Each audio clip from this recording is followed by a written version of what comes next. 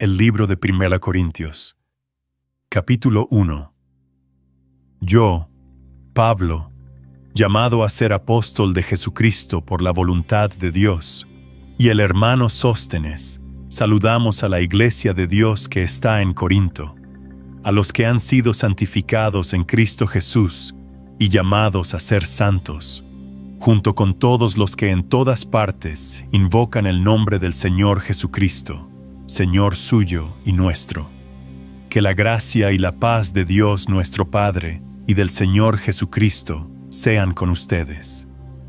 Siempre doy gracias a mi Dios por ustedes y por la gracia que Él les ha dado en Cristo Jesús, porque en Él ustedes fueron enriquecidos en todas las cosas, tanto en palabra como en conocimiento. Así se ha confirmado en ustedes el testimonio acerca de Cristo, de tal manera que nada les falta en ningún don, mientras esperan la manifestación de nuestro Señor Jesucristo, el cual también los confirmará hasta el fin, para que sean irreprensibles en el día de nuestro Señor Jesucristo. Fiel es Dios, quien los ha llamado a tener comunión con su Hijo Jesucristo, nuestro Señor. Hermanos, les ruego por el nombre de nuestro Señor Jesucristo, que se pongan de acuerdo y que no haya divisiones entre ustedes, sino que estén perfectamente unidos en un mismo sentir y en un mismo parecer. Digo esto, hermanos míos, porque los de Cloé me han informado que entre ustedes hay contiendas. Quiero decir que algunos de ustedes dicen, yo soy de Pablo, otros, yo soy de Apolos, otros, yo soy de Cefas, y aún otros, yo soy de Cristo. ¿Acaso Cristo está dividido? ¿Acaso Pablo fue crucificado por ustedes? ¿O fueron ustedes bautizados en el nombre de Pablo? Doy gracias a Dios de que no he bautizado a ninguno de ustedes, excepto a Crispo y a Gayo, para que ninguno de ustedes diga que fueron bautizados en mi nombre. También bauticé a la familia de Estéfanas, pero no sé si he bautizado a algún otro, pues Cristo no me envió a bautizar, sino a predicar el Evangelio, y esto no con palabras elocuentes, para que la cruz de Cristo no perdiera su valor. El mensaje de la cruz es ciertamente una locura para los que se pierden, pero para los que se salvan, es decir, para nosotros, es poder de Dios. Pues está escrito, destruiré la sabiduría de los sabios y desecharé la inteligencia de los inteligentes. ¿Dónde está el sabio? ¿Dónde está el escriba? ¿Dónde está el que escudriña estos tiempos? ¿Acaso no ha hecho Dios enloquecer a la sabiduría de este mundo? Porque Dios no permitió que el mundo lo conociera mediante la sabiduría, sino que dispuso salvar a los creyentes por la locura de la predicación. Los judíos piden señales, y los griegos van tras la sabiduría, pero nosotros predicamos a Cristo crucificado, que para los judíos es ciertamente un tropezadero, y para los no judíos una locura, pero para los llamados, tanto judíos como griegos, Cristo es poder de Dios y sabiduría de Dios, porque lo insensato de Dios es más sabio que los hombres, y lo débil de Dios es más fuerte que los hombres. Consideren, hermanos, su llamamiento. No muchos de ustedes son sabios, según los criterios humanos, ni son muchos los poderosos, ni muchos los nobles, sino que Dios eligió lo necio del mundo para avergonzar a los sabios, y lo débil del mundo para avergonzar a lo fuerte. También Dios escogió lo vil del mundo y lo menospreciado, y lo que no es, para deshacer lo que es, a fin de que nadie pueda jactarse en su presencia. Pero gracias a Dios, ustedes ahora son de Cristo Jesús, a quien Dios ha constituido como nuestra sabiduría, nuestra justificación, nuestra santificación y nuestra redención, para que se cumpla lo que está escrito. El que se gloríe en el Señor.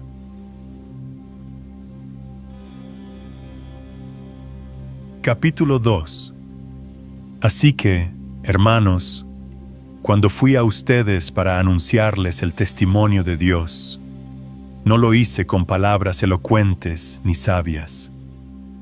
Más bien, al estar entre ustedes me propuse no saber de ninguna otra cosa, sino de Jesucristo y de éste crucificado.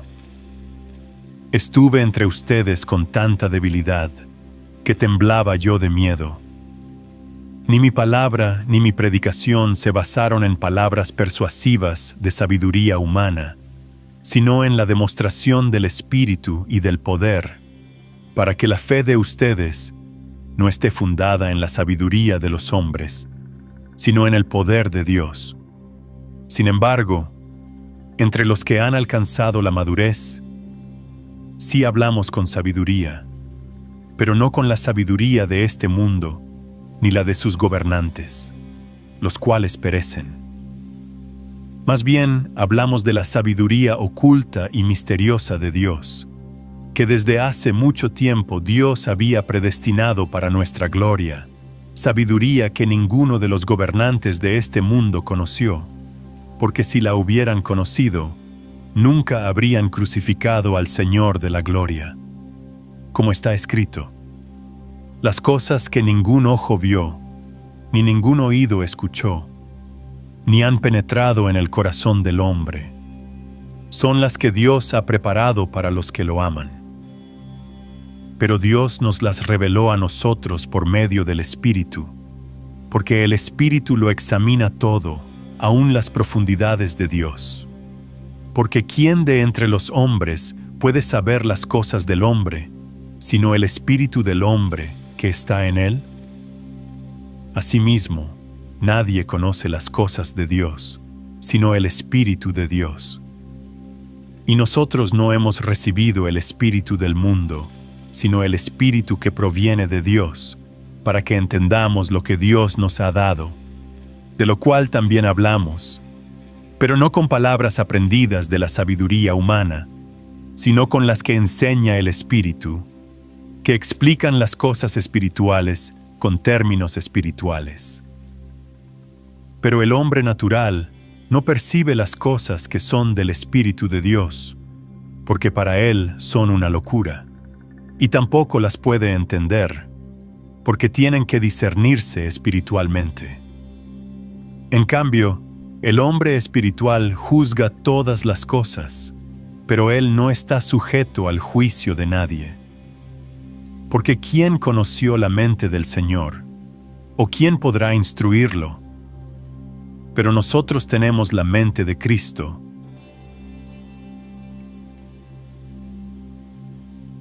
Capítulo 3. Hermanos, yo no pude hablarles como a personas espirituales, sino como a gente carnal, como a niños en Cristo. Les di a beber leche, pues no eran capaces de asimilar alimento sólido, ni lo son todavía, porque aún son gente carnal. Pues mientras haya entre ustedes celos, contiendas y divisiones, serán gente carnal y vivirán según criterios humanos. Y es que cuando alguien dice, yo ciertamente soy de Pablo, y el otro, yo soy de Apolos, ¿acaso no son gente carnal? Después de todo, ¿quién es Pablo y quién es Apolos? Solo servidores por medio de los cuales ustedes han creído, según lo que a cada uno le concedió el Señor. Yo sembré, y Apolos regó, pero el crecimiento lo ha dado Dios. Así que ni el que siembra ni el que riega son algo, sino Dios, que da el crecimiento. Y tanto el que siembra como el que riega son iguales, aunque cada uno recibirá su recompensa conforme a su labor. Porque nosotros somos colaboradores de Dios, y ustedes son el campo de cultivo de Dios, son el edificio de Dios. Según la gracia que Dios me ha dado, yo, como perito arquitecto, puse el fundamento, mientras que otro sigue construyendo encima. pero cada uno debe tener cuidado de cómo sobreedifica. Porque nadie puede poner otro fundamento que el que está puesto, el cual es Jesucristo. Y si alguno edifica sobre este fundamento y pone oro, plata, piedras preciosas, madera, heno u hojarasca, su obra podrá verse claramente. El día la pondrá al descubierto, y la obra de cada uno, sea la que sea, será revelada y probada por el fuego. Si lo que alguno sobreedificó permanece, ese recibirá su recompensa. Si lo que alguno sobreedificó se quema, ese sufrirá una pérdida, si bien él mismo se salvará, aunque como quien escapa del fuego. ¿No saben que ustedes son templo de Dios y que el Espíritu de Dios habita en ustedes? Si alguno destruye el templo de Dios, Dios lo destruirá a él, porque el templo de Dios es santo, y ustedes son ese templo. Que nadie se engañe. Si alguno de ustedes se cree sabio según la sabiduría de este mundo, hágase ignorante, para que llegue a ser sabio. Porque para Dios la sabiduría de este mundo es insensatez, pues escrito está: Él atrapa a los sabios en sus propias trampas. Y en otra parte dice: El Señor conoce los pensamientos de los sabios, y estos son inútiles. Así que nadie debe vanagloriarse de los hombres, porque todo es de ustedes, sea Pablo, Apolos, Cefas, el mundo, la vida, la muerte, lo presente o lo porvenir, todo es de ustedes, y ustedes son de Cristo, y Cristo es de Dios.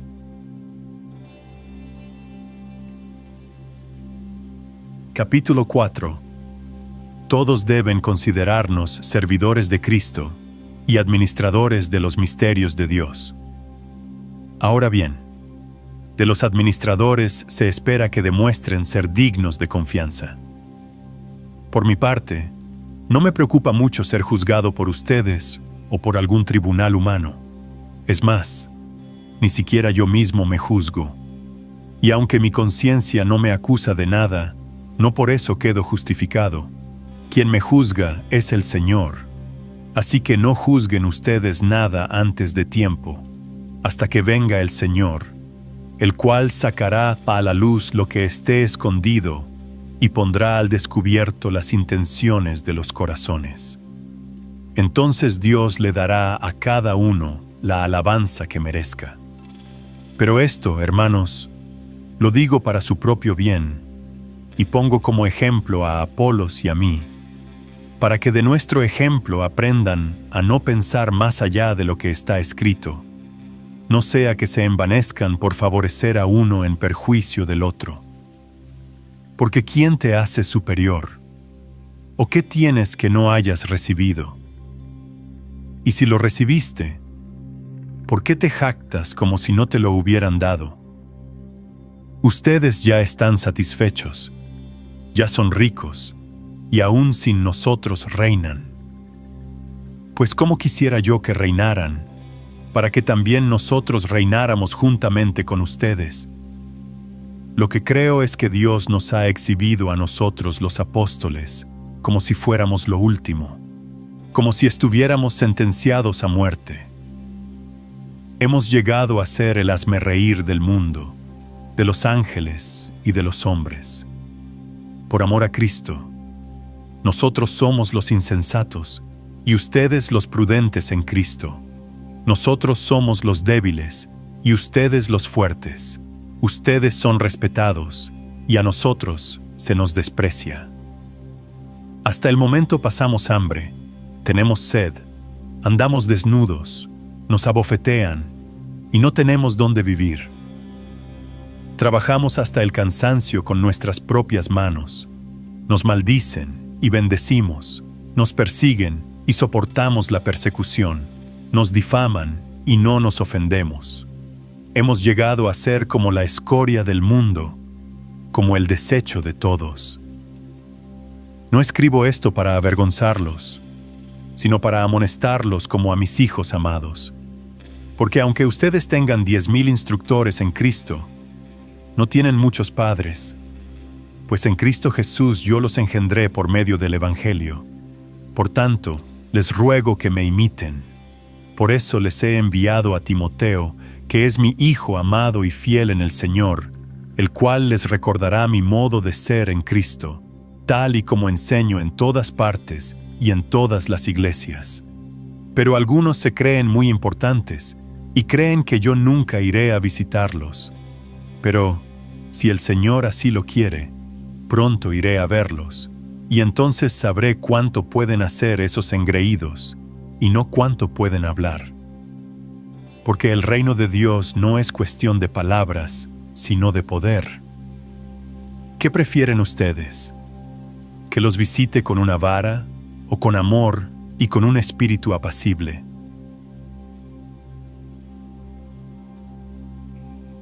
Capítulo 5. Se ha sabido de un caso de inmoralidad sexual entre ustedes, que ni siquiera los paganos tolerarían, y es que uno de ustedes tiene como mujer a la esposa de su padre. Ustedes están engreídos. ¿No deberían, más bien, lamentar lo sucedido y expulsar de entre ustedes al que cometió tal acción? Yo, por mi parte, aunque físicamente no estoy entre ustedes, sí lo estoy en espíritu y, como si hubiera estado presente, he juzgado al que hizo tal cosa.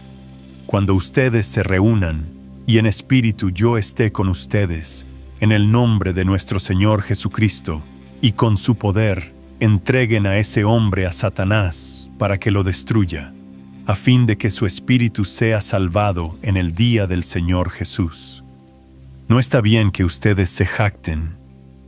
¿No saben que un poco de levadura hace fermentar toda la masa? Límpiense de la vieja levadura, para que sean una nueva masa, sin levadura, como en realidad lo son. Nuestra Pascua, que es Cristo, ya ha sido sacrificada por nosotros. Así que celebremos la fiesta, pero no con la vieja levadura, ni con la levadura de malicia y de maldad, sino con panes sin levadura, de sinceridad y de verdad. Por carta ya les he dicho que no se junten con esos libertinos. Y no me refiero a que se aparten del todo de los libertinos mundanos, o de los avaros, o de los ladrones, o de los idólatras, pues en ese caso tendrían que salirse de este mundo.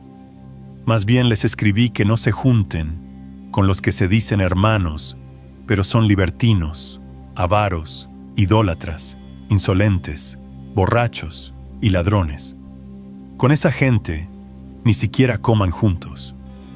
¿Con qué derecho podría yo juzgar a los de afuera si ustedes no juzgan a los de adentro? A los de afuera ya Dios los juzgará. Así que saquen de entre ustedes a ese perverso.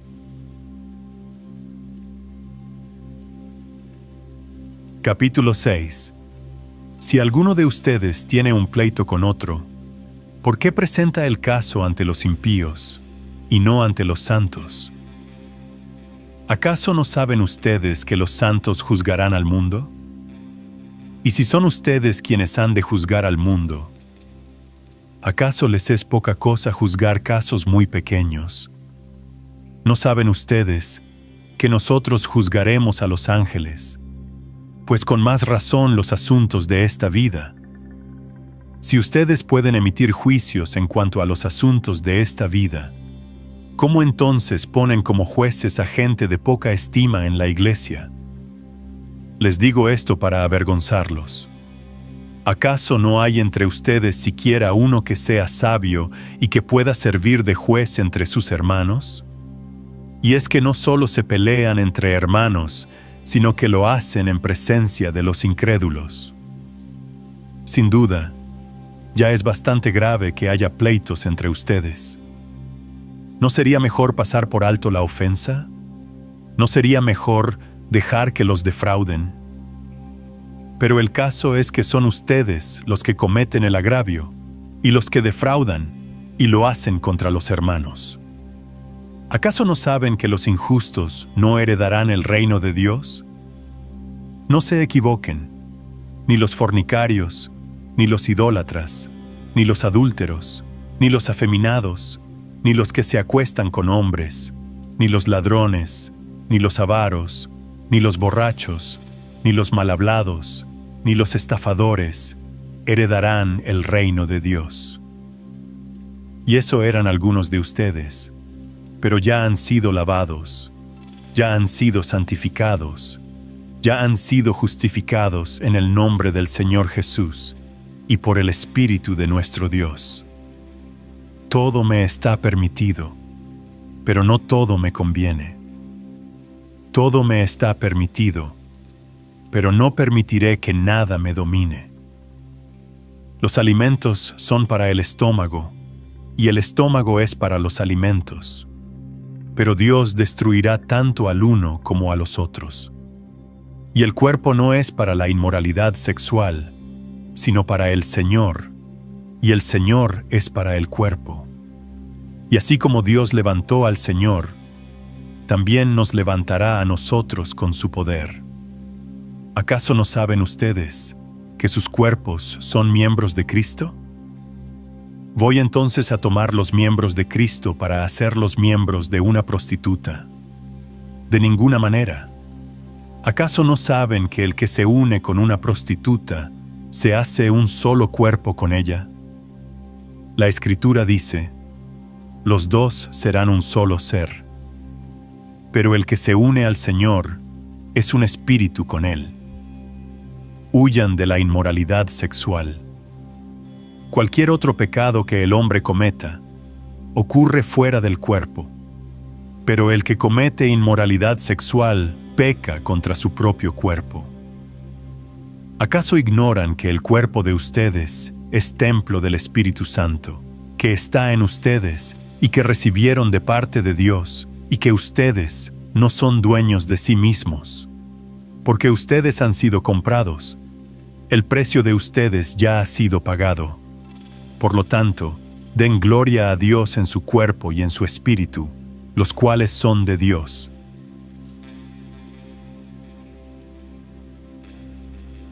Capítulo 7. En cuanto a los temas de que ustedes me escribieron, lo mejor para hombres y mujeres sería no tener relaciones sexuales.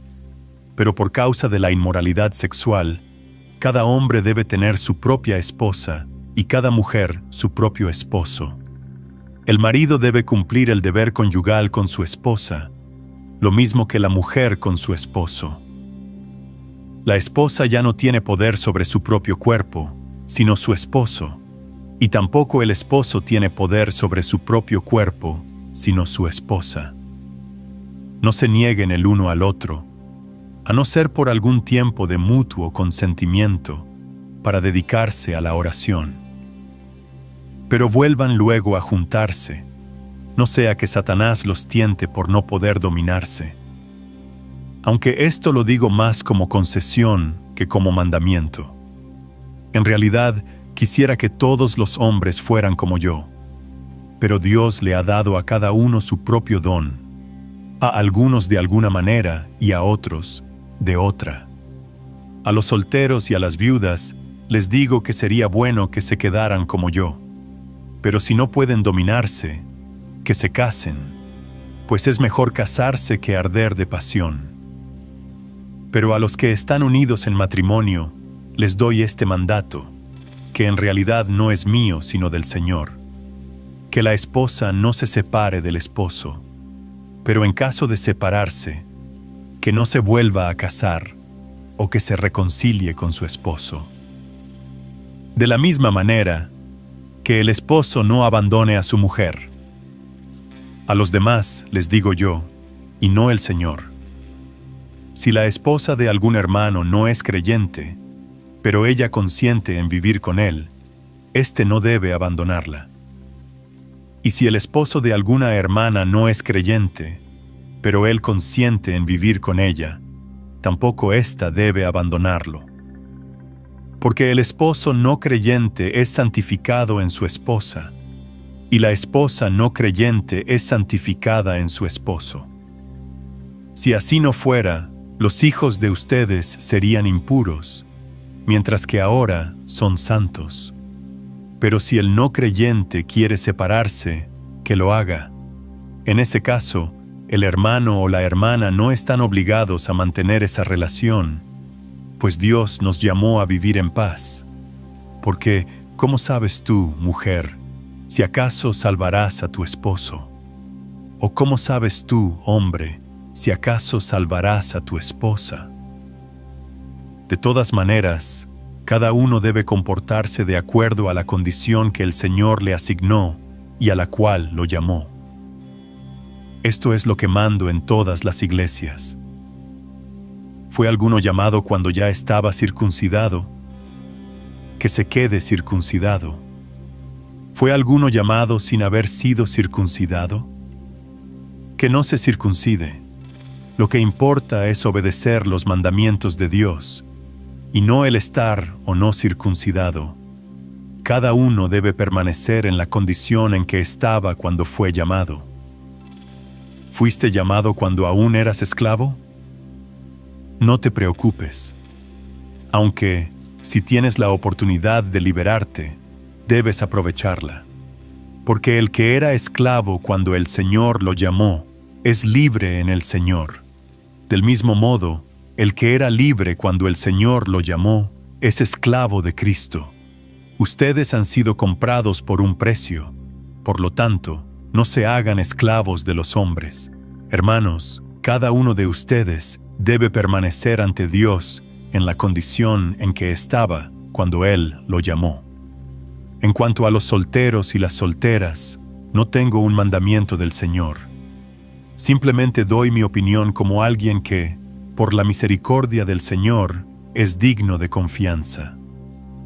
Soy del parecer de que, ante la situación apremiante, es mejor que cada uno se quede como está. ¿Estás casado? No trates de separarte. ¿Eres soltero? No busques casarte. Aunque, si te casas, no pecas. Y si alguna joven soltera se casa, tampoco peca. Sin embargo, los que se casan tendrán que enfrentar sufrimientos, y yo quisiera evitárselos. Pero quiero decirles, hermanos, que el tiempo se acorta. Por lo tanto, el que tiene esposa debe vivir como si no la tuviera, el que llora como si no llorara, el que se alegra como si no se alegrara, el que compra como si no tuviera nada, y el que disfruta de este mundo como si no lo disfrutara, porque el mundo que conocemos está por desaparecer. Yo quisiera verlos libres de preocupaciones. El soltero se preocupa de servir al Señor y de cómo agradarlo, pero el casado se preocupa de las cosas del mundo y de cómo agradar a su esposa. También hay diferencia entre la mujer casada y la joven soltera. La joven soltera se preocupa de servir al Señor y de ser santa, tanto en cuerpo como en espíritu. Pero la mujer casada se preocupa de las cosas del mundo y de cómo agradar a su esposo. Esto lo digo para el provecho de ustedes, no para ponerles trabas, sino para que vivan en honestidad y decencia, y para que se acerquen al Señor sin ningún impedimento. Pero si alguno piensa que es impropio que su hija continúe siendo soltera después de cierta edad, que haga lo que quiera. Con eso no pecan. Que se case. El que está plenamente convencido y no se siente obligado y es dueño de su propia voluntad y decide que su hija no se case, hace bien. De manera que quien permite que su hija se case, hace bien. Y quien prefiere que no se case, hace mejor.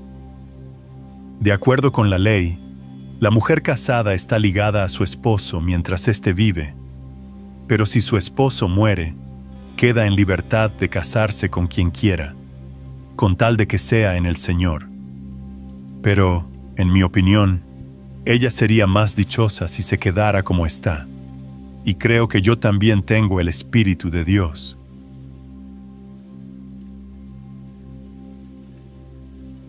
Capítulo 8. En cuanto a lo que se ofrece a los ídolos, es cierto que todos sabemos algo de eso. El conocimiento envanece, pero el amor edifica. Si alguno cree saber algo, todavía no lo sabe como se debe saber. Pero si alguno ama a Dios, es porque Dios ya lo conoce. En cuanto a los alimentos que se ofrecen a los ídolos, sabemos que un ídolo no tiene valor alguno en este mundo, y que solamente hay un Dios. Y aunque haya algunos que se llamen dioses, ya sea en el cielo o en la tierra, así como hay muchos dioses y muchos señores, para nosotros hay un solo Dios, el Padre, de quien proceden todas las cosas, y a quien nosotros pertenecemos, y un solo Señor, Jesucristo, por medio de quien existen todas las cosas, incluso nosotros mismos. Pero no todos tienen este conocimiento. Algunos, que todavía están acostumbrados a los ídolos, comen de lo que se ofrece a los ídolos, y su conciencia, que es débil, se contamina. Es verdad que los alimentos no nos acercan más a Dios, pues no somos mejores por comer, ni peores por no comer. Pero tengan cuidado de que esa libertad que ustedes tienen no se convierta en motivo de tropiezo para los que son débiles. Porque si a ti, que tienes conocimiento, te ves sentado a la mesa, en un lugar de ídolos, alguien cuya conciencia es débil, ¿acaso no se sentirá estimulado a comer de lo que se ofrece a los ídolos? En tal caso, ese hermano débil, por quien Cristo murió, se perderá por causa de tu conocimiento. Y así, al pecar ustedes contra los hermanos y herir su débil conciencia, pecan contra Cristo. Por lo tanto, si la comida es motivo de que mi hermano caiga, jamás comeré carne, para no poner a mi hermano en peligro de caer.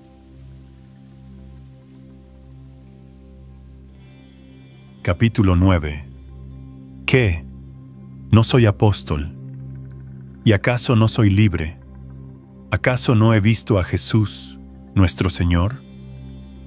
¿Y no son ustedes el fruto de mi trabajo en el Señor? Tal vez otros no me consideren apóstol, pero para ustedes sí lo soy, porque ustedes son el sello de mi apostolado en el Señor.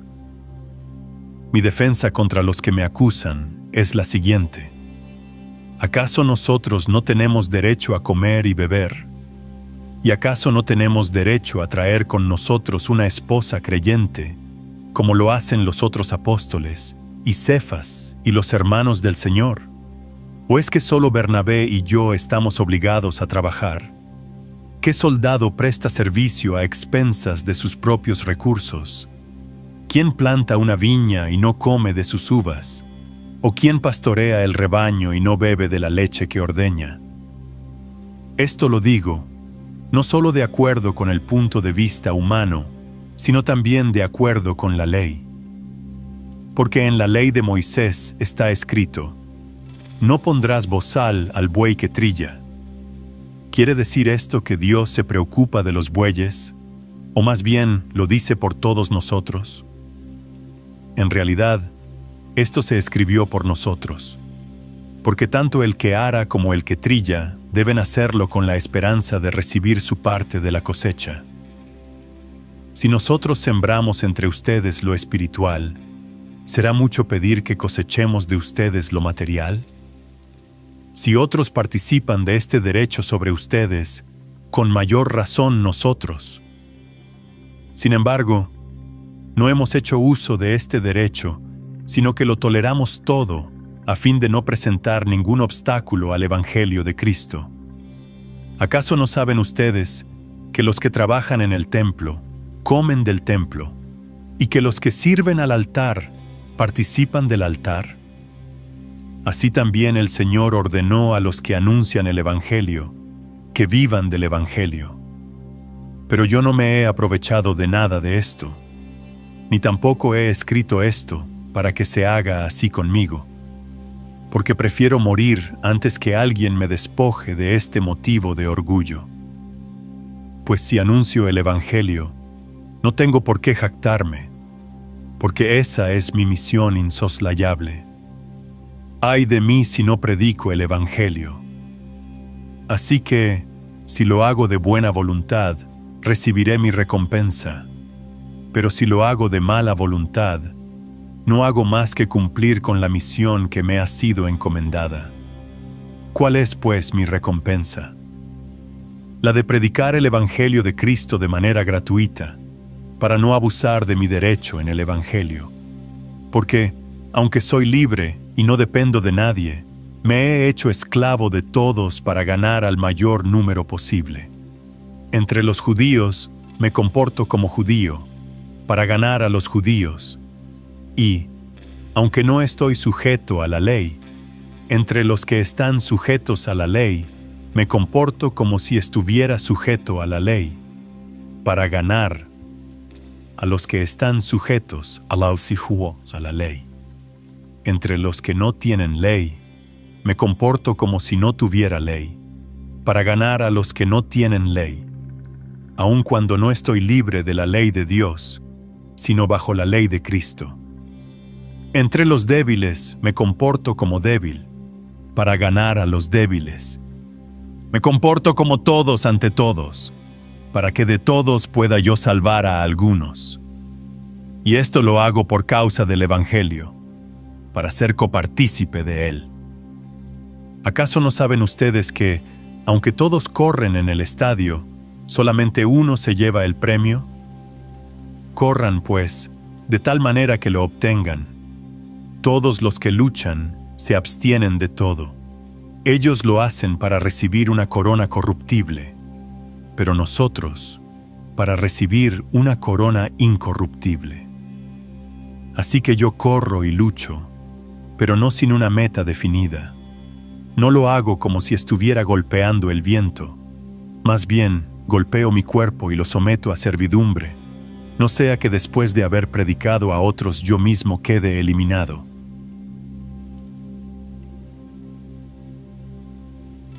Capítulo 10. Hermanos, no quiero que ignoren que todos nuestros antepasados estuvieron bajo la nube y que todos cruzaron el mar. Todos ellos, en unión con Moisés, fueron bautizados en la nube y en el mar. También todos ellos comieron el mismo alimento espiritual y todos bebieron la misma bebida espiritual, porque bebían de la roca espiritual que los seguía, la cual era Cristo. Pero la mayoría de ellos no agradó a Dios, y por eso quedaron tendidos en el desierto. Pero todo esto sucedió como un ejemplo para nosotros, a fin de que no codiciemos cosas malas, como ellos lo hicieron. No sean idólatras, como lo fueron algunos de ellos, según está escrito. El pueblo se sentó a comer y a beber, y luego se levantó a divertirse. No caigamos en la inmoralidad sexual, como lo hicieron algunos de ellos, y por lo cual en un solo día murieron 23,000. Tampoco pongamos a prueba a Cristo, como también algunos de ellos lo hicieron, y murieron por causa de las serpientes. Ni murmuren, como algunos de ellos lo hicieron, y perecieron a manos del destructor. Todo esto les sucedió como ejemplo, y quedó escrito como advertencia para nosotros, los que vivimos en los últimos tiempos. Así que, el que crea estar firme, tenga cuidado de no caer. A ustedes no les ha sobrevenido ninguna tentación que no sea humana, pero Dios es fiel y no permitirá que ustedes sean sometidos a una prueba más allá de lo que puedan resistir, sino que junto con la prueba les dará la salida para que puedan sobrellevarla. Por tanto, amados míos, huyan de la idolatría. Les hablo como a personas sensatas. Juzguen ustedes mismos lo que digo. La copa de bendición por la cual damos gracias, ¿no es la comunión de la sangre de Cristo? ¿Y el pan que partimos, no es la comunión del cuerpo de Cristo? Hay un solo pan, del cual todos participamos, Por eso, aunque somos muchos, conformamos un solo cuerpo. Fíjense en el pueblo de Israel. Los que comen de los animales que se ofrendan son partícipes del altar. ¿Qué quiero decir con esto? ¿Que el ídolo o los animales que se ofrendan a los ídolos son algo? Lo que quiero decir es que los animales que ofrecen los no judíos se ofrecen a los demonios y no a Dios. Y yo no quiero que ustedes tengan algo que ver con los demonios. Ustedes no pueden beber de la copa del Señor y también de la copa de los demonios. No pueden participar de la mesa del Señor y también de la mesa de los demonios. ¿O vamos a provocar a celos al Señor? ¿Acaso somos más fuertes que Él? Todo me está permitido, pero no todo es provechoso. Todo me está permitido, pero no todo edifica. Ninguno debe buscar su propio bien, sino el bien del otro. Ustedes coman de todo lo que se vende en la carnicería, y no pregunten nada por motivos de conciencia, porque del Señor es la tierra y su plenitud. Si algún incrédulo los invita, y ustedes aceptan la invitación, vayan y coman de todo lo que se les ofrezca, y no pregunten nada por motivos de conciencia. Pero si alguien les dice, esto fue sacrificado a los ídolos, no lo coman, por causa de aquel que lo dijo y por motivos de conciencia. Claro que me refiero a la conciencia del otro, no a la tuya. Pues ¿por qué se habría de juzgar mi libertad por la conciencia de otro? Y si yo participo de la comida y doy gracias a Dios, ¿por qué he de ser censurado por aquello por lo cual doy gracias? Así que, si ustedes comen o beben o hacen alguna otra cosa, háganlo todo para la gloria de Dios. No sean motivo de tropiezo para los judíos, ni para los no judíos, ni para la iglesia de Dios. Hagan lo que yo, que procuro agradar a todos en todo, y no busco mi propio beneficio, sino el de muchos, para que sean salvos.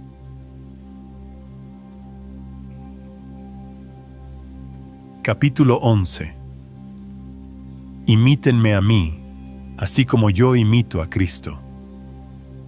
Ustedes merecen que los felicite porque se acuerdan de mí en todo, y porque retienen las instrucciones tal como se las entregué. Pero quiero que sepan que Cristo es la cabeza de todo hombre, y que el hombre es la cabeza de la mujer, y que Dios es la cabeza de Cristo. Todo el que ora o profetiza con la cabeza cubierta, deshonra su cabeza. Pero toda mujer que ora o profetiza con la cabeza descubierta, deshonra su cabeza. Es como si se hubiera rapado. Si la mujer no se cubre, que se corte también el cabello, pero si le es vergonzoso cortarse el pelo o raparse, entonces que se cubra. El hombre no debe cubrirse la cabeza porque él es la imagen y la gloria de Dios.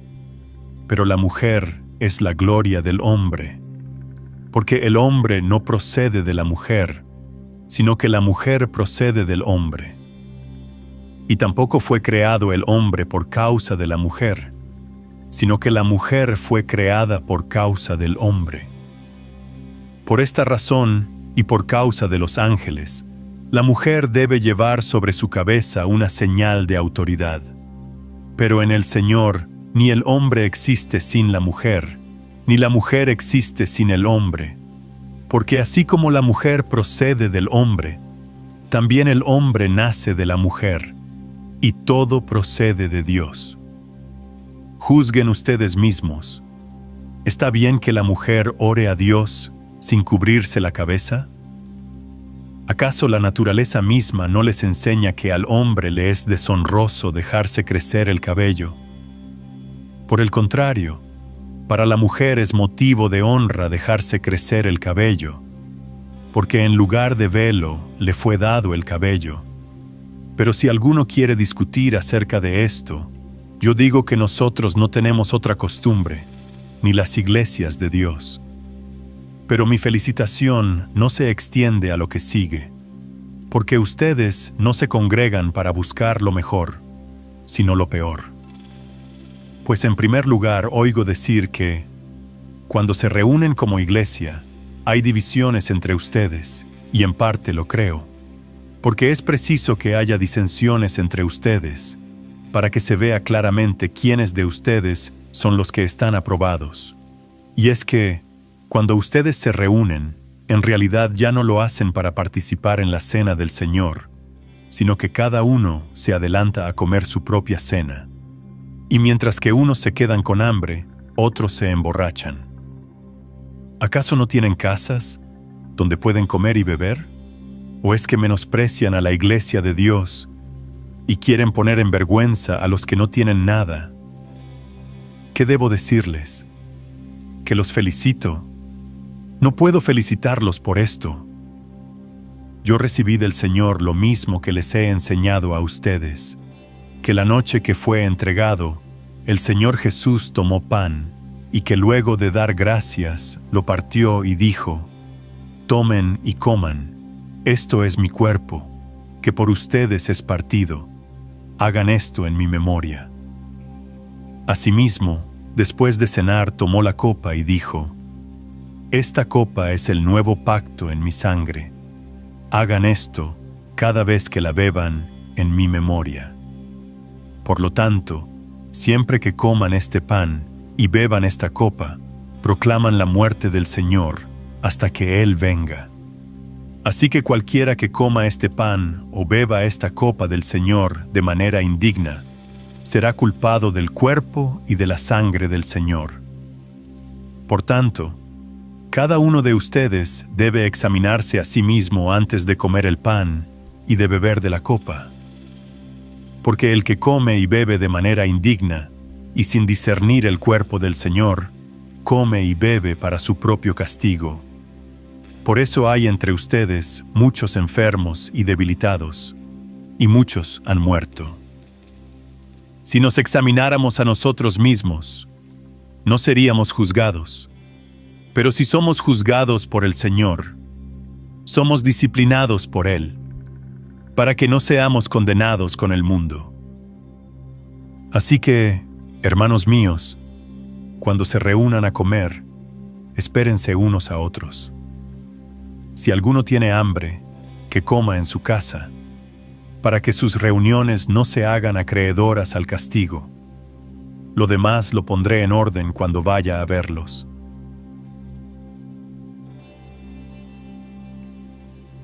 Capítulo 12.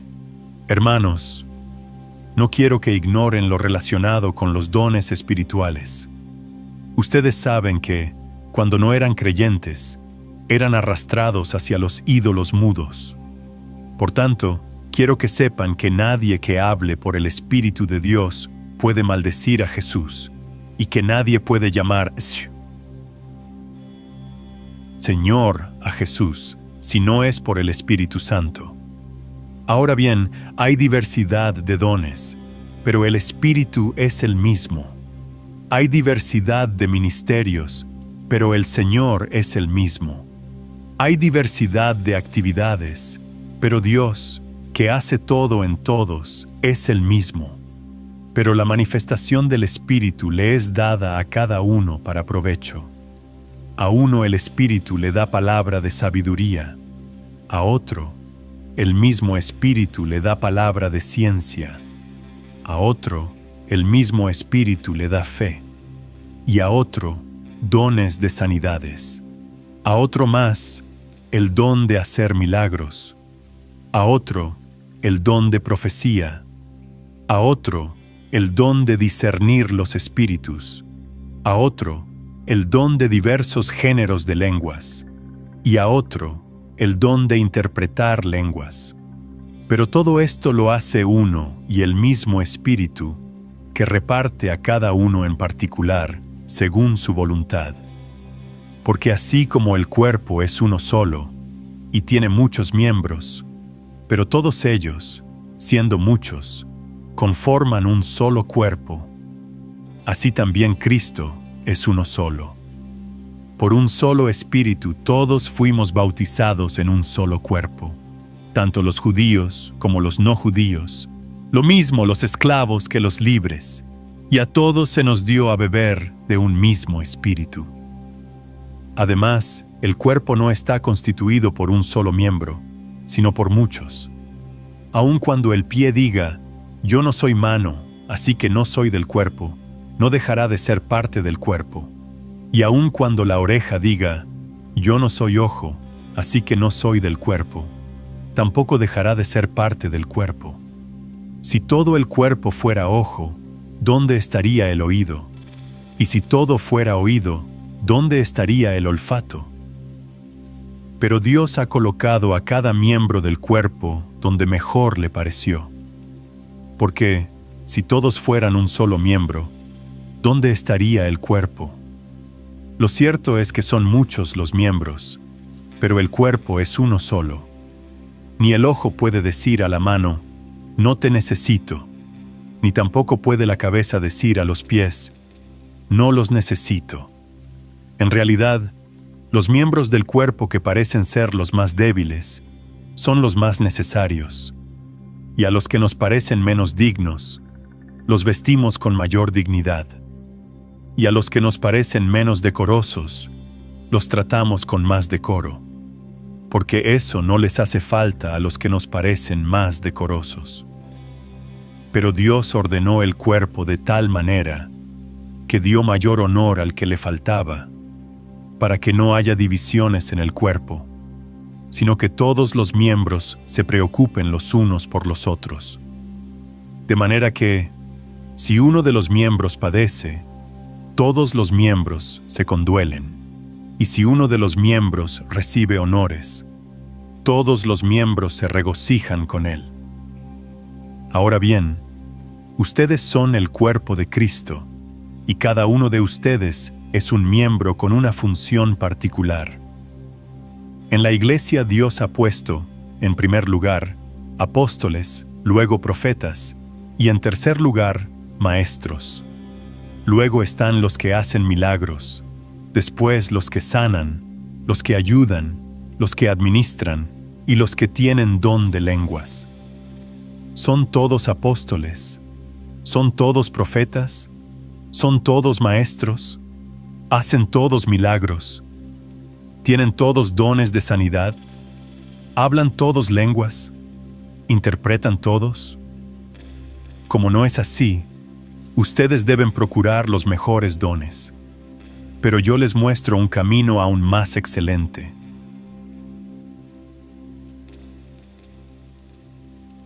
Capítulo 13.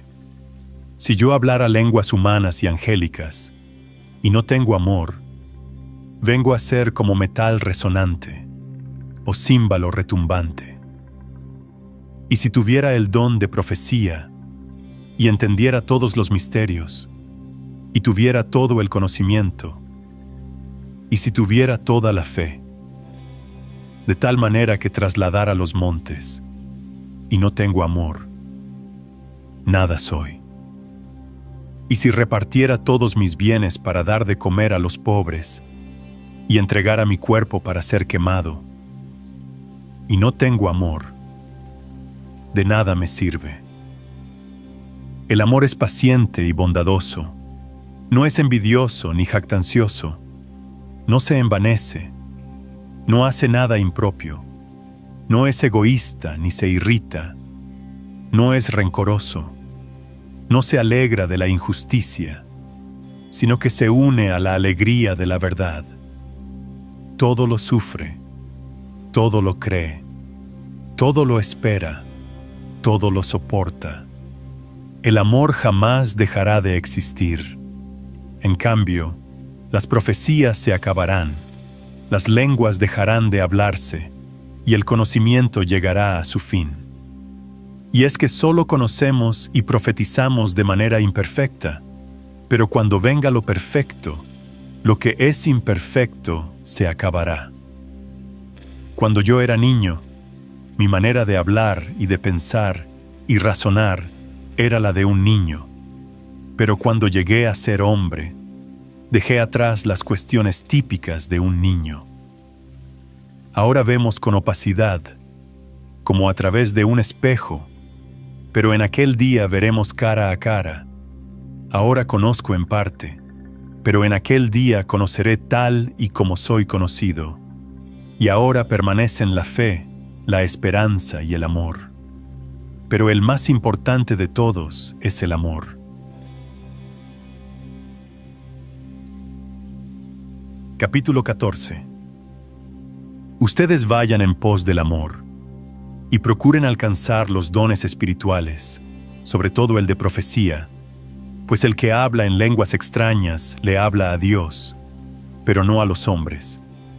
Y nadie le entiende porque, en el Espíritu, habla de manera misteriosa. Pero el que profetiza les habla a los demás para edificarlos, exhortarlos y consolarlos. El que habla en lengua extraña se edifica a sí mismo. En cambio, el que profetiza edifica a la iglesia. Así que yo quisiera que todos ustedes hablaran en lenguas, pero más quisiera que profetizaran, porque profetizar es más importante que hablar en lenguas, a menos que el que las hable también las interprete, para que la iglesia sea edificada. Hermanos, ¿de qué les serviría a ustedes que yo fuera a visitarlos y les hablara en lenguas, a menos que les comunicara alguna revelación, o conocimiento, o profecía, o enseñanza? Si los instrumentos musicales, como la flauta o la cítara, no tuvieran un sonido claramente distinto, ¿cómo podríamos distinguir entre la música de flauta y la música de cítara? Y si el toque de trompeta resulta incierto, ¿quién se alistará para el combate? Lo mismo pasa con ustedes. Si no usan la lengua para comunicar un mensaje claro y comprensible, ¿cómo se va a entender lo que dicen? Es como si hablaran al aire. No hay duda de que en el mundo hay muchos idiomas y que ninguno de ellos carece de significado. Pero si yo no sé lo que significan las palabras, seré como un extranjero para el que habla, y el que habla será como un extranjero para mí. Lo mismo pasa con ustedes. Puesto que anhelan tener los dones espirituales, procuren abundar en ellos para la edificación de la iglesia.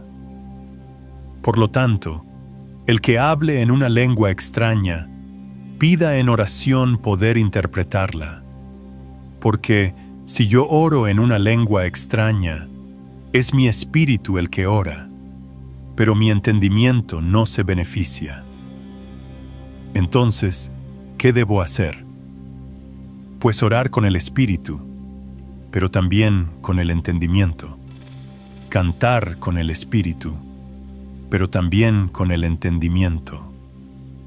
Porque si tú alabas a Dios solo con el espíritu, ¿qué hará el que solamente está escuchando? ¿Cómo dirá amén a tu acción de gracias si no sabe lo que has dicho? Tu acción de gracias puede ser muy buena, pero el otro no será edificado. Doy gracias a Dios de que hablo en lenguas más que todos ustedes, pero en la iglesia prefiero hablar 5 palabras con mi entendimiento para poder enseñar a los demás, que 10,000 palabras en una lengua extraña. Hermanos, no sean como niños en su modo de razonar. Sean como niños en cuanto a la malicia, pero en su modo de razonar actúen como gente madura. En la ley está escrito: yo hablaré con este pueblo, en otras lenguas y con otros labios, pero ni así me obedecerán, dice el Señor. Las lenguas son una señal para los incrédulos, pero no para los creyentes. En cambio, la profecía no es una señal para los incrédulos, sino para los creyentes. Imagínense a toda la iglesia reunida en un solo lugar y que llegue alguien que sepa poco de la fe cristiana o que sea incrédulo y oiga a todos hablar en lenguas extrañas. ¿Acaso no pensará que ustedes están locos? Pero si todos ustedes profetizan, y entra algún incrédulo o alguien que sepa poco de la fe cristiana, esa persona podrá ser reprendida y juzgada por todos ustedes. Así los secretos de su corazón quedarán al descubierto, y esa persona se postrará ante Dios y lo adorará, y reconocerá que Dios está realmente entre ustedes. Por lo tanto, hermanos, cuando ustedes se reúnan, tal vez cada uno tenga un salmo, una enseñanza, una revelación, un mensaje en lengua extraña o una interpretación. Pero todo deben hacerlo para la edificación. Si se habla en una lengua extraña, que hablen 2 y hasta 3, pero que lo hagan por turnos y que uno de ellos interprete lo que se diga. Pero si no hay quien interprete, esa persona debe guardar silencio en la iglesia y hablar para sí mismo y para Dios. De la misma manera, que hablen 2 y hasta 3 profetas, y que los demás juzguen lo dicho. Si alguien estando sentado recibe una revelación, el primero debe dejar de hablar. Así todos podrán profetizar por turno, a fin de que todos aprendan y sean exhortados. El don de profecía debe estar bajo el control de los profetas, pues Dios no es Dios de confusión, sino de paz. Como en todas las iglesias de los santos, en la congregación las esposas deben guardar silencio, porque no les está permitido hablar, sino que estén sujetas, como también la ley lo dice. Si la esposa quiere aprender algo, que le pregunte a su esposo en su casa, porque no es apropiado que una mujer hable en la congregación. ¿La palabra de Dios se originó entre ustedes, o más bien solamente llegó a ustedes? Si alguno se cree profeta o espiritual, reconozca que lo que les escribo son mandamientos del Señor. Pero si alguien no quiere reconocerlo, que no lo reconozca. Así que, hermanos, procuren profetizar y no impidan que se hable en lenguas extrañas, siempre y cuando todo se haga decentemente y con orden.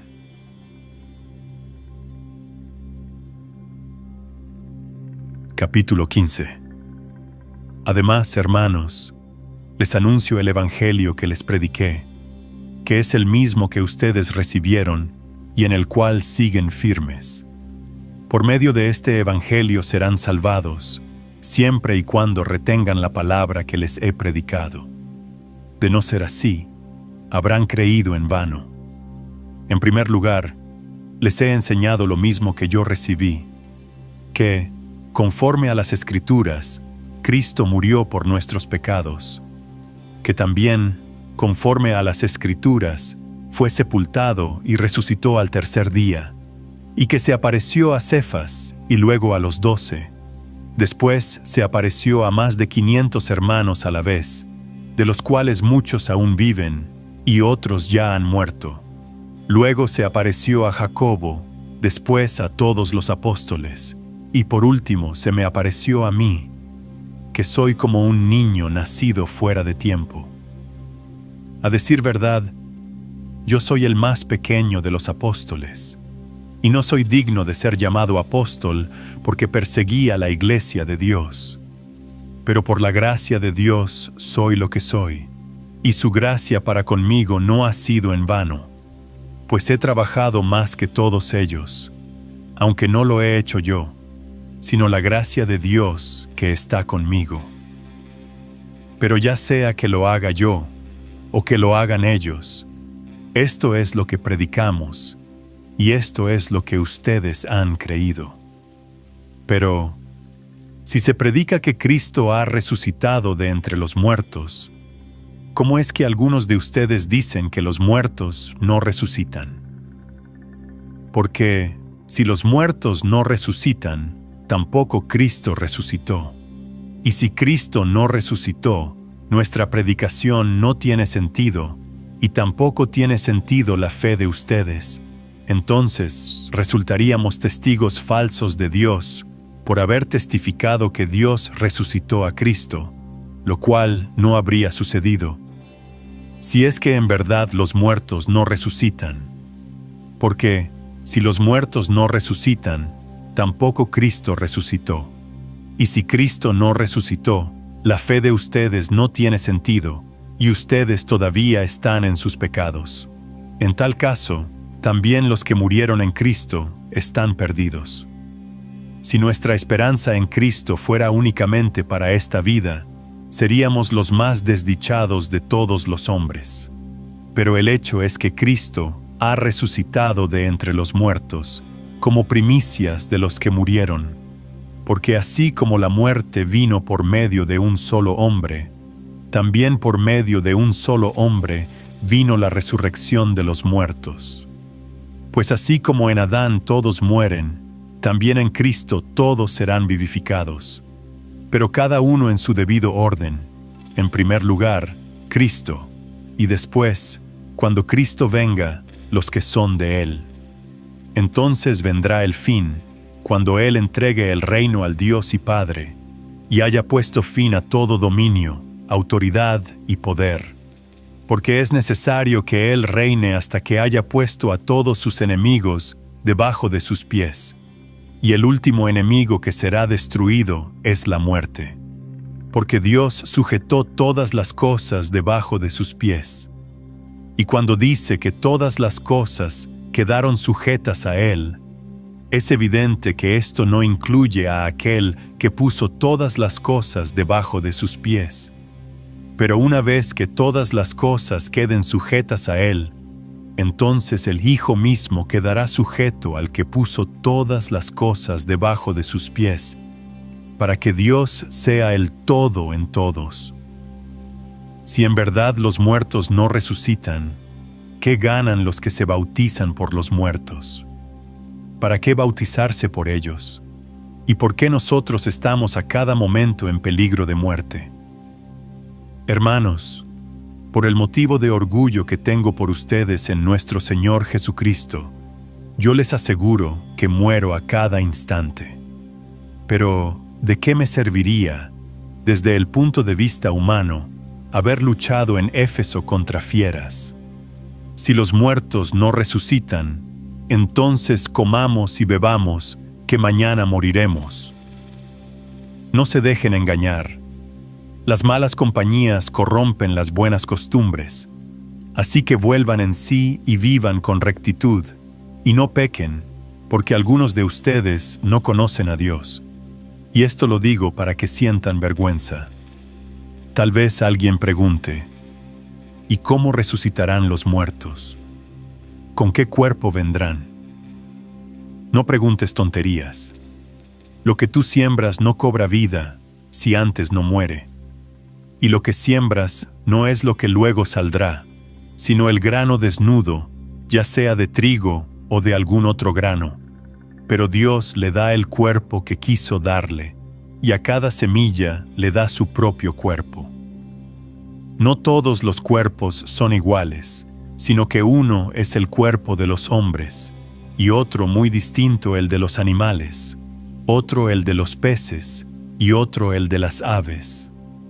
También hay cuerpos celestiales y cuerpos terrenales, pero la gloria de los celestiales es una, y la de los terrenales es otra. Uno es el esplendor del sol, otro el de la luna, y otro el de las estrellas, pues una estrella es diferente de otra en su magnificencia. Así será también en la resurrección de los muertos. Lo que se siembra en corrupción, resucitará en incorrupción. Lo que se siembra en deshonra, resucitará en gloria. Lo que se siembra en debilidad, resucitará en poder. Se siembra un cuerpo animal, y resucitará un cuerpo espiritual. Porque así como hay un cuerpo animal, hay también un cuerpo espiritual. Así también está escrito: el primer hombre, Adán, se convirtió en un ser con vida, y el postrer Adán un espíritu que da vida. Pero lo espiritual no vino primero, sino lo animal, y luego lo espiritual. El primer hombre es terrenal, de la tierra. El segundo hombre, que es el Señor, es del cielo. Semejantes al terrenal, serán también los terrenales, y semejantes al celestial, serán también los celestiales. Y así como hemos llevado la imagen del hombre terrenal, así también llevaremos la imagen del celestial. Pero una cosa les digo, hermanos, ni la carne ni la sangre pueden heredar el reino de Dios, y tampoco la corrupción puede heredar la incorrupción. Presten atención, que les voy a contar un misterio. No todos moriremos, pero todos seremos transformados en un instante, en un abrir y cerrar de ojos, cuando suene la trompeta final. Pues la trompeta sonará, y los muertos serán resucitados incorruptibles, y nosotros seremos transformados. Porque es necesario que lo corruptible se vista de incorrupción, y lo mortal se vista de inmortalidad. Y cuando esto, que es corruptible, se haya vestido de incorrupción, y esto que es mortal, se haya vestido de inmortalidad, entonces se cumplirá la palabra escrita: devorada será la muerte por la victoria. ¿Dónde está, oh muerte, tu aguijón? ¿Dónde, oh sepulcro, tu victoria? Porque el pecado es el aguijón de la muerte, y la ley es la que da poder al pecado. Pero gracias sean dadas a Dios, de que nos da la victoria por medio de nuestro Señor Jesucristo. Así que, amados hermanos míos, manténganse firmes y constantes, y siempre creciendo en la obra del Señor, seguros de que el trabajo de ustedes en el Señor no carece de sentido.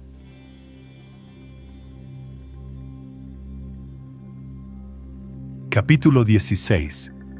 En cuanto a la ofrenda para los santos, hagan lo que les ordené a las iglesias de Galacia. Cada primer día de la semana, cada uno de ustedes ponga algo aparte, según lo que haya ganado, y guárdelo, para que no se tengan que recoger las ofrendas cuando yo esté allá.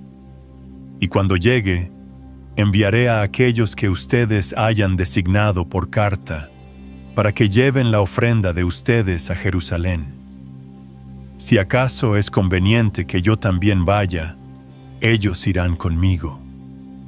Tengo que pasar por Macedonia, así que luego de pasar por allí iré a visitarlos, y tal vez me quede algún tiempo con ustedes, o pase allí el invierno, para que me ayuden a seguir mi camino, cualquiera que éste sea.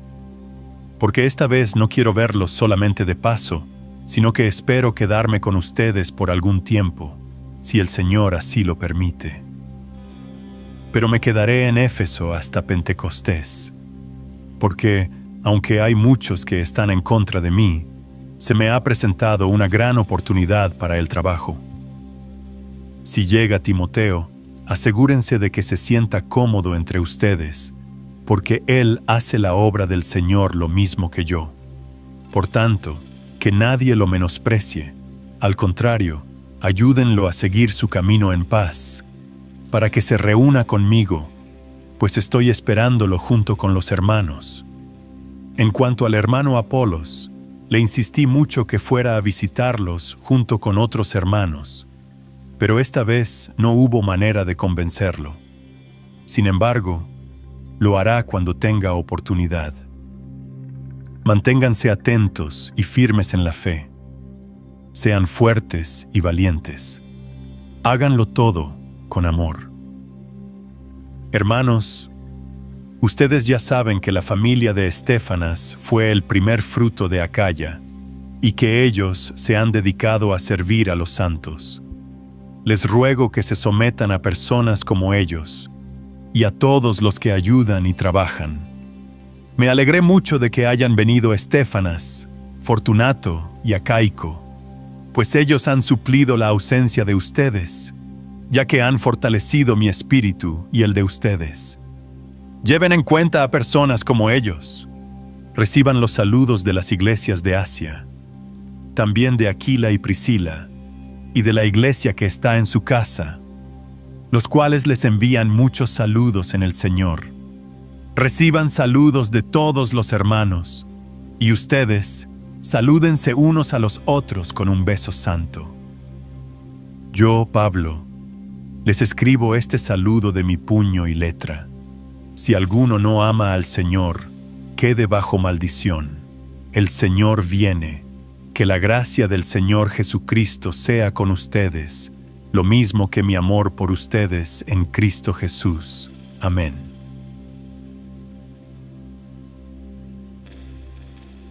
Tú escuchaste la primera carta del apóstol Pablo a los Corintios, un mensaje lleno de verdad, corrección, sabiduría y amor pastoral. Esta carta fue escrita alrededor de 2 décadas después de la resurrección de Jesús, mientras Pablo se encontraba en Éfeso durante su tercer viaje misionero. Estaba dirigida a la iglesia en la ciudad de Corinto, una comunidad joven y vibrante, pero también profundamente marcada por conflictos, inmoralidad y divisiones. Corinto era una ciudad rica, comercial y culturalmente influente, pero también conocida por su decadencia moral. En medio de ese ambiente, Dios levantó una iglesia. Sin embargo, los problemas no tardaron en surgir. Disputas entre hermanos, desorden en las reuniones, confusión sobre el matrimonio, los dones espirituales, la resurrección y muchas otras cuestiones prácticas y espirituales. Por eso Pablo escribe con firmeza, pero también con ternura, como un padre que ama a sus hijos y quiere verlos maduros en la fe. A lo largo de esta carta, Pablo nos muestra que la verdadera sabiduría no viene del mundo, sino de la cruz. Que el amor debe ser el centro de toda práctica cristiana. Que los dones del Espíritu son reales y poderosos, pero sin amor no tienen valor. Que el cuerpo es templo del Espíritu Santo y debe ser honrado. Que la resurrección de Cristo es la base de nuestra esperanza y la garantía de nuestra propia victoria sobre la muerte. Uno de los capítulos más conocidos de esta carta, el capítulo 13, es un himno eterno al amor. Paciente, bondadoso, que no busca lo suyo, que todo lo cree, todo lo espera, todo lo soporta. Y al final, Pablo nos recuerda que permanecerán la fe, la esperanza y el amor. Pero el mayor de ellos es el amor. Esta carta no solo corrigió a la iglesia de Corinto, también nos habla hoy. Nos llama a vivir una fe auténtica, comprometida, centrada en Cristo y expresada con humildad y unidad. Nos invita a examinar nuestro corazón, a valorar la comunión del cuerpo de Cristo, a usar nuestros dones con responsabilidad y a esperar con gozo la resurrección. Si este mensaje te tocó, si te confrontó, si te animó a crecer o a reconciliarte con Dios o con otros, no lo dejes ahí. Comparte este contenido con alguien más, porque lo que edificó a la iglesia de Corinto puede seguir edificando corazones hoy. Y porque el mensaje de la cruz, aunque para muchos es locura, para los que creen, es poder de Dios.